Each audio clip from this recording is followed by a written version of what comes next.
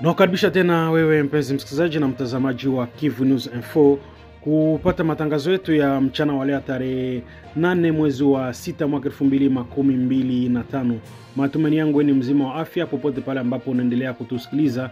Najua mko wengi ambao mnaendelea kufuatilia habari kutoka Kivu News Info kutoka pande zote ine za dunia. Langu jina ni Ite Eloge Lulonga na tukiwatangazia habari zetu kutoka mashariki mwa Jamhuri ya Kidemokrasia ya Kongo. Nia na mazumuni yetu ya Kivu News Info ni kisha tunakuletea habari sahihi za ukweli na zenye kuaminika tena kwa muda muafaka. Na basi ikiwa ndo mara kwanza unatizama unasikiliza habari zetu kupitia mtandao, basi nakuomba kufanya kitu kimoja wewe mpenzi msikilizaji na mtazamaji, usisahau kusubscribe, kulike, comment na kushare.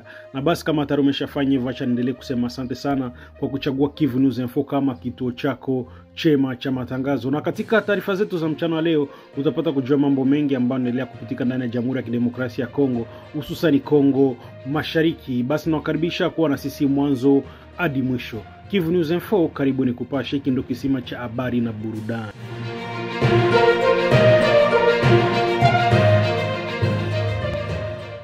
Katana, Jamhuri ya Kidemokrasia ya Kongo. Mji wa Katana ulioko katika eneo la Kabare, mkoa wa Kivu Kusini, umekuwa uwanja wa mapigano makali ya mara kwa mara kati ya waasi wa M23 AFC na wanamgambo wa kizalendo wanaojiita Wazalendo. Vyanzo vya habari vya ndani na kimataifa vinaripoti kuendelea kwa hali ya wasiwasi na usalama mdogo katika eneo hilo, huku kukiwa na hasara za maisha kwa pande zote mbili pamoja na raia.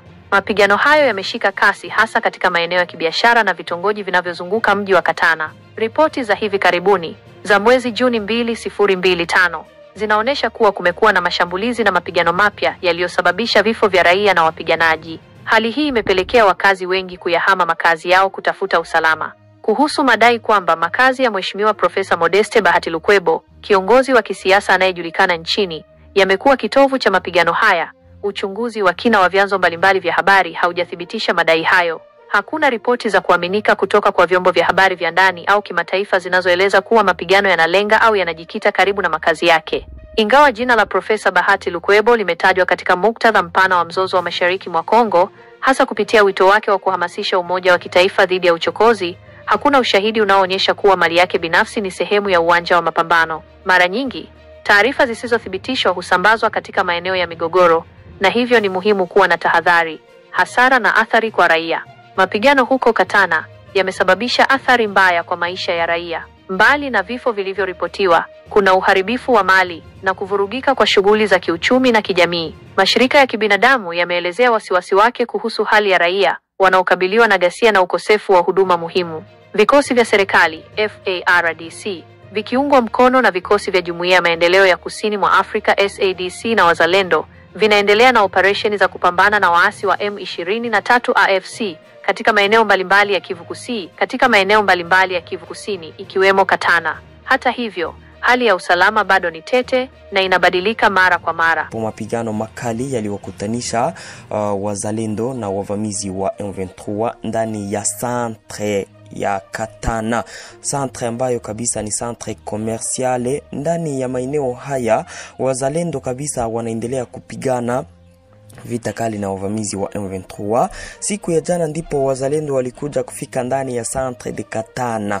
Mapigano yakawa kabisa makali, mapigano ambayo yalikamata 5 heures na wako napigana. Wazalendo walikuja kufika ndani ya centre de Katana majira ya ma 13 hivi, walikuja kupigana na M23 paka pale ambapo wavamizi wa M23 walipata renfort. Wazalendo encore wakaja kutimuliwa ndani ya Katana, wakarudia ndani ya maeneo tofauti. Katana ambayo Wazalendo walipigania ndani, wakaaji wa 4 walikuja kuuawa, walikufa kutokana na mashambulizi hayo ambayo yaliokutanisha Wazalendo na wavamizi wa M23, na situation inabaki kabisa kuwa ya wasiwasi kutokana na Wazalendo ambao walifanya kabisa atake kali dhidi ya M23 na kuwa hawako mbali na hapo wakati wowote kabisa wanaweza encore kuanzisha vita zidi ya wavamizi hawa wa M23 na mambo kukuwa matata. Tuendelee na habari zetu. Nchi ya Rwanda ilikuja kujitosha ndani ya CEEAC. Hii ni Communauté économique des États de l'Afrique centrale, ambapo hapa kabisa nchi hii ya Rwanda ilikuja kujitoa ndani ya hii Communauté économique des États-Unis de l'Afrique centrale baada ya reunion ambayo ilikuwa jana ndani ya nchi ya Malabo, ambapo baada ya reunion hiyo kabisa Rwanda ilikuja kuamua kujitoa ndani ya communauté hii, ambapo ilikuwa ikishutumu RDC yani Congo kuimpose dikta ndani ya nchi ya Rwanda.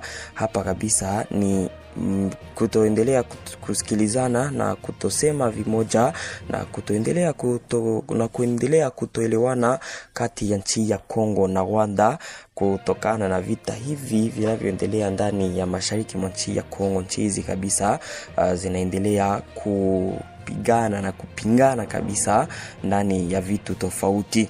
Tuingie ndani ya Ituri, ambapo kuna wale wavuvi kabisa watano ambao walikuwa wamearete ndani ya Uganda. Usi kuna moteur ile ibato ambayo wanaitumikisha ndani ya maji kwa ajili ya kufanya uvivu, na pia kuna 87 pirogi ambazo zilikuja kupanwa na nchi ya Uganda na gouvernement ya Uganda, wakazipana kwa Kongo. Ni mapiroge na hizi motere pia na hawa wavuvi ambao walikuwa wamekamatwa na autority ugandeze wakati wa kufanya doria ndani ya Lake Edward ambayo inafika kabisa ndani ya Uganda, inagusa Uganda na Kongo. Kwa hivyo ndani ya lake hii kabisa autorite ugandeze yani security ya Uganda wakati wanafanya doria, kuna wakati huwa wanabambana kabisa na Wakongomani, na hapo kuna kuwa hata kushambuliana. Mnakumbuka hivi majuzi walikuja kushambulia bato ya Kongo, ambapo watu wengi kabisa walikuja kupoteza maisha yao, mkiwemo wanajeshi wa FARDC, ambapo hapa kabisa na mwanapolisi alikuja kupoteza maisha yao. Hapa kabisa miili yao yote nayo ilikuja kurudishwa ndani ya nchi ya Kongo, hawa watu ambao walipoteza maisha yao. Tuingie kuhusu Joseph Kabila na parti politike yake PPRD. PPRD ilikuja kutupilia mbali kabisa decision ama maamuzi ya shirika la habari la Kongo ambalo lilikuwa limeamua ya kwamba hakuna kabisa taarifa zozote zidi ya Kabila ambazo zitasemewa ndani ya nchi ya Kongo na wanahabari wa Kongo. Pia na PPRD kawa imesimamishwa kutofanya chochote, hairuhusiwi kabisa kufanya chochote ndani ya nchi ya Kongo. Walitupilia mbali hiyo kabisa decision, wakisema ya kwamba hapa kabisa ni kuwanyima kabisa nao upande wao wa kufanya kazi, donc ni kuwanyima sheria yao, ambapo PPRD ilikuja kusema ya kwamba vraiment president wake hana yule ni Joseph Kabila, ambao wanasema hana uhusiano na matatizo ambayo yako ndani ya STDPI. Hapo walikuja kumsemea ancien president Joseph Kabila, ambapo hapo kabisa ukweli unajulikana, kumsemea ambayo haina ni kutaka kabisa kuficha ukweli, na huko hapo hiyo ndo tatizo. Tuingie kuhusu UDPS, parti politike ambayo iko kwenye uongozi. Hii ni parti politike ya President Felix Tshisekedi, iko mukilio baada ya kifo chake Kabasele Wampanga. Huyu kabisa alikuwa mtu wa UDPS. Yes, alikuwa mtu wa UDPS. Huyu ambaye alikuja kuuawa akiwa atake aliuawa kabisa ndani ya agresio, na hapo baada ya kuwa atake alikufa kwa vidonda ama kwa nani, alikufa kwa kujeruhiwa ambao walikuwa amepata baada ya kifo chake, ambapo alikufa le 6 juin 2025. Vraiment ndani ya IDPS njoko kakuja kufanyika sasa nani ankete wajue kweli, ambapo ankete inayofanywa wanaifanya kabisa ndani ya IDPS, ambapo wanavizia Kabuya na Bizibu wavizia ili wajue relema kama kuna wandani ambao walikuja kumuua huyo.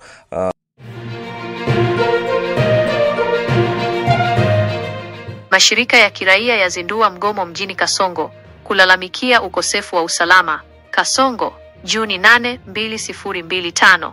Kikundi cha asasi za kiraia cha Forces Vives du Maniema, tawi la Kasongo, kimeanzisha msururu wa siku za mji mfu kuanzia Ijumaa, Juni 6, ili kushutumu kuzorota kwa hali ya usalama katika eneo hilo la mashambani. Hatua hii inalenga kuzitaka mamlaka za mkoa na kitaifa kuingilia kati na kurejesha amani. Kwa mujibu wa MATRE Ndombe Mwilungu, makamu wa kwanza wa rais wa Forces Vives mjini Kasongo, wakazi wa eneo hilo wamekuwa wakikabiliwa na mashambulizi ya mara kwa mara kutoka kwa majambazi wenye silaha. Mashambulizi haya yamekuwa yakisababisha vitendo vya kutisha, ubakaji na mateso, na hivyo kuzua hofu kubwa miongoni mwa wananchi. Imekuwa vigumu kupitisha hata siku mbili bila kuripotiwa kwa tukio la uvamizi, alisema MATRE Mwilungu. Alitolea mfano tukio la hivi karibuni lililotokea usiku wa kuamkia Ijumaa, Juni 6, mwendo wa saa 7 za usiku kwenye barabara ya Kipaka, ambapo kundi la watu wapatao 20 waliojihami kwa silaha walivamia makazi ya watu, wakapora mali na kuwajeruhi baadhi ya wakazi.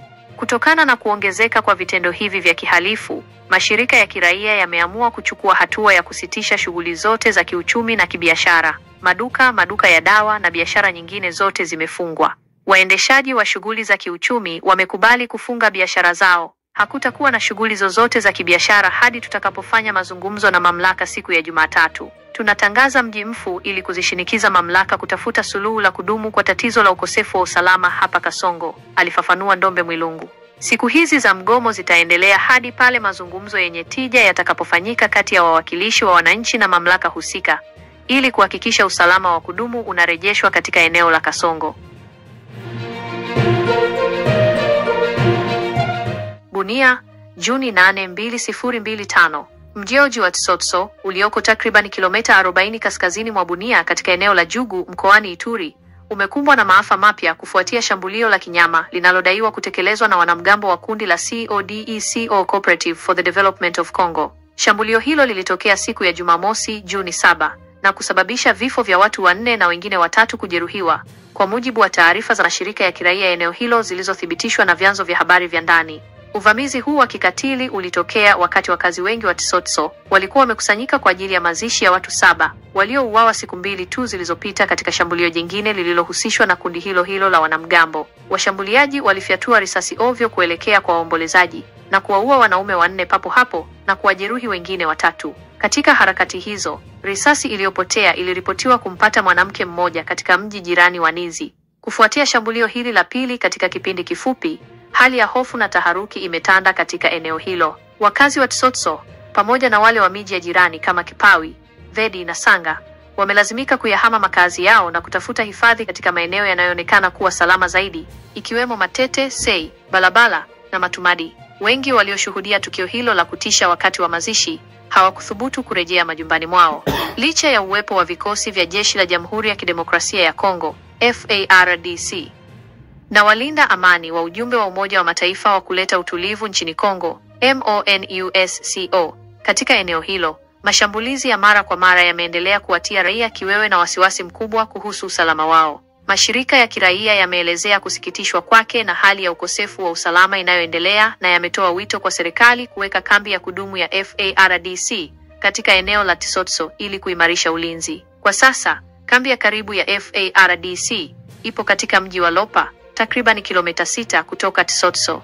Mvutano na mapigano mengine katika eneo hilo. Wakati huo huo, Siku ya Jumamosi iliripotiwa kutokea kwa mapigano kati ya wanamgambo wa CODECO na wale wa kundi la Zaire katika eneo la Piko. Aidha, usiku wa kuamkia Jumapili, FARDC ilifanikiwa kuzima jaribio la shambulio kutoka kwa wanamgambo wa Zaire katika eneo la Liko bila kuripotiwa hasara yoyote. Tangu kuanza kwa mwezi Juni pekee, takriban watu 20 wameuawa katika maeneo ya kimila ya Baguru na Mambisa. Hali hii inaashiria kuongezeka kwa ghasia na ukosefu wa utulivu na kuwaacha wakazi wa maeneo hayo katika hali ya kukata tamaa, huku mashambulizi ya makundi yenye silaha yakiendelea licha ya juhudi za vikosi vya usalama. Mgogoro katika jimbo la Ituri unaochochewa na mivutano ya kikabila kati ya jamii za Walendu na Wahema, hasa kuhusu umiliki wa ardhi na rasilimali, umeendelea kwa miongo kadhaa, huku makundi kama CODECO yakidai kutetea maslahi ya jamii ya Walendu.